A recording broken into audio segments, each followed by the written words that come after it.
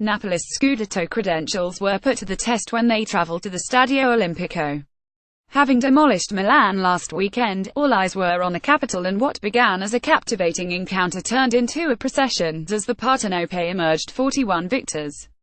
In a game of two halves, the spectacle was marred by defensive injuries to the integral pair of goalscorers Stefan de Vrij and Bastos.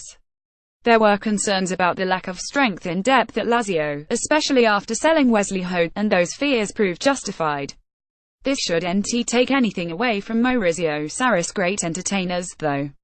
While the 3 points was the main objective, what would have impressed Sarri further is how his swashbuckling side displayed something in their armory which they rarely need to utilize: strength of character.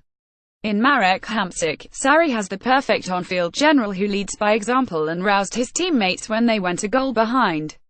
Few teams will look forward to playing the continually improving Biancocelesti this year, making the result even more impressive.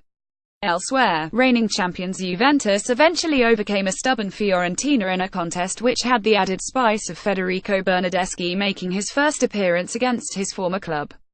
The Italian has featured sparingly in the campaign to date, but will have enjoyed his late cameo off the bench in a battle between two clubs who hold a fierce rivalry.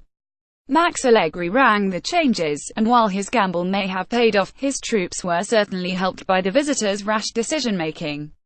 In the early kickoff, Benevento welcomed Roma to the modest Stadio Ciro Vigorito and struggled to get to grips with the deadly movement of striker Edin Dzeko. The loopy frontman was simply too much to handle, hitting the back of the net twice. Special mention should be reserved for Alexander Kolarov, who was a constant menace throughout. The Serbian's wicked left foot is a real asset, and his crosses at pace caused problems all evening. Encouragingly for Eusebio Di Francesco, his side have notched 7 strikes without reply and are visibly growing in confidence with each match. There will be tougher tests ahead, but watch out for the Giallorossi, who have so far gone under the radar. Vincenzo Montella's Milan returned to winning ways with a comfortable success against promoted side Spal in a welcome result for L'Aeroplanino. Judging by the team sheet each week, it's clear the young tactician has yet to settle on his first choice 11, but it bodes well that his side are still winning, and just a single point behind bitter rivals Inter, who surrendered their flawless record. In truth, Luciano Spalletta's squad were lucky to leave Bologna with a share of the spoils and shouldn't be disheartened, as the point could prove pivotal at the end of the season. The Nerazzurri also still have the best defensive record in the division. In the bottom half of the table, Sassuolo coach Christian Bucchi picked up his maiden triumph in the league following his appointment in the summer.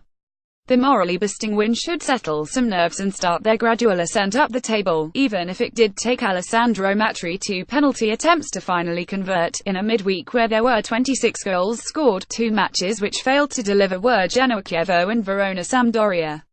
The Grifone are still seeking their first win of the season, but at least Hellas stopped the rot with an improbable clean sheet.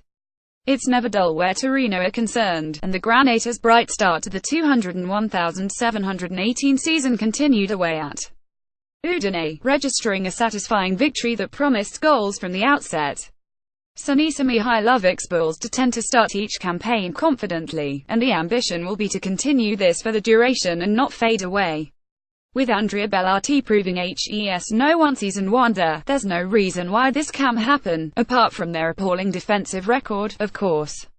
An emphatic man-eater against Crotone ensured the feel-good factor remained sky-high in Bergamo, following the comprehensive win against Everton in Europe. Atalanta's goal difference took a mighty swing into the positive in what was this week's biggest victory in the division. Keep up to date with the latest news and action from Spain's Primera Division with Football España from the team behind Football Italia.